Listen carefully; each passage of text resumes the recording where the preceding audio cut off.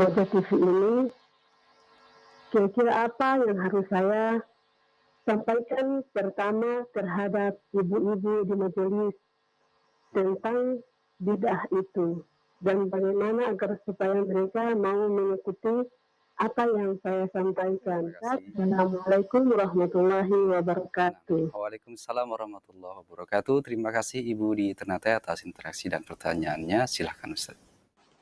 Alhamdulillah wassalatu wassalamu rasulullah. Allahumma salli wa sallim barik Nabi. Pertanyaan dari Ibu tadi berkaitan dengan masalah bid'ah. Bagaimana di masyarakat yang banyak berbuat bid'ah. Pertanyaan Ibu tadi, kita hidup di masyarakat yang banyak mereka berbuat bid'ah.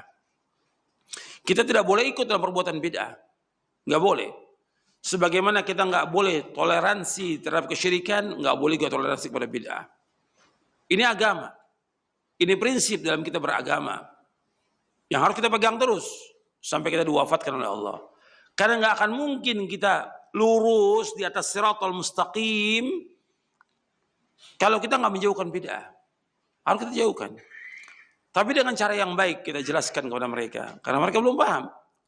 Jadi ibu bisa memberikan buku-buku yang bermanfaat buat mereka, suruh baca. Gitu. Atau kalau nggak buku yang tipis-tipis, ya selebaran atau lembar berkaitan dengan melaksanakan sunnah, menjauhkan bid'ah. Karena ini penting dalam beragama. Tapi yang pokok tadi tentang tauhid, tentang sholat dulu. Karena kita nggak akan mungkin berada di siratal mustaqim tanpa menjauhkan bid'ah. Seperti yang sudah berkali-kali saya bawakan hadis Irbad bin Sariyah radhiyallahu an, yang Nabi bersabda SAW, "May ya'ish minkum ba'di fasara ikhtilafan katsira, fa'alaikum bisunnati wa sunnatil khulafa'il mahdiyyin ar-rasyidin, tamassaku biha wa 'addu 'alaiha bin nawajidh wa iyyakum muhdatsatil umur fa inna kulla muhdatsatin bid'ah wa kulla bid'atin dhalalah." Kata Nabi SAW, barang siapa yang hidup sesudah wafatku, maka dia akan melihat perselisihan yang banyak. Nabi sudah menyebutkan akan terjadi perselisihan, perpecahan di tengah-tengah umat Islam ini.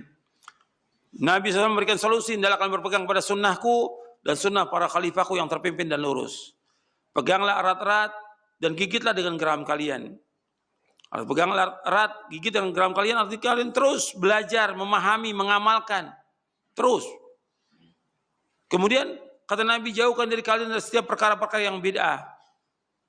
Perkara-perkara yang baru dalam agama. Karena setiap perkara yang baru dalam agama bid'ah dan setiap bid'ah sesat.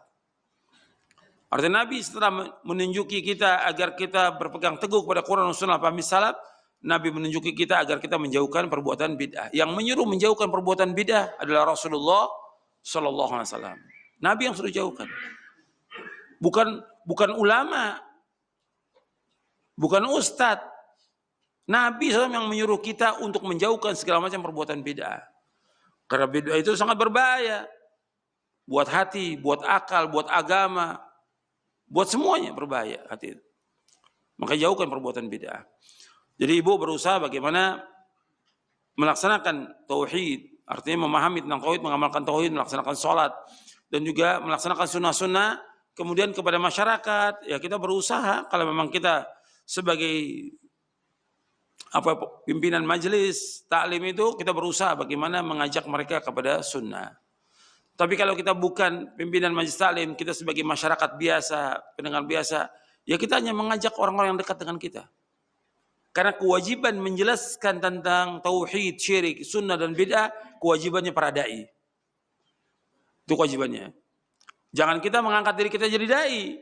Karena ini banyak. Baru ngaji sekali, 2 kali, 3 kali, sudah jadi dai. Ini namanya dai karbitan. Gitu. Nah ada seperti itu. Kita ngaji, sabar aja, sabar ngaji. Nuntut ilmu terus. Jangan jadi dai. Sekarang kan udah mengajak orang semuanya untuk ikut sunnah. Padahal dia belum mengerti agama. Jadi harus sabar. Jadi kepada yang bertanya dan kepada yang lain harus sabar. Terus nuntut ilmu. Sampai kapan? Sampai kita mati, kata Imam Ahmad bin Hanbal rahimahullah. Adapun untuk menjelaskan bahayanya bid'ah, bid'ah ini berbahaya, ini para dai, para ustadz yang menjelaskan. Itu kewajiban mereka. Kalau mereka tidak menjelaskan kepada umat tentang Bahayanya syirik, bahaya bid'ah akan dituntut oleh Allah sampai hari kiamat mereka nanti. Berat hukumannya bagi para dai itu. Kenapa? Karena dia menyembunyikan ilmu yang terdapat dalam Al-Quran dan Sunnah. Disembunyikan, berat. Tanggung jawabnya para dai ini berat. Kalau mereka tidak menjelaskan kepada umat tentang bahaya syirik dan bahaya bid'ah. Kenapa? Umat sesat dengan sebab mereka, dengan para dai ini. Itu yang bisa saya jawab. Wallahu a'lam bishawab.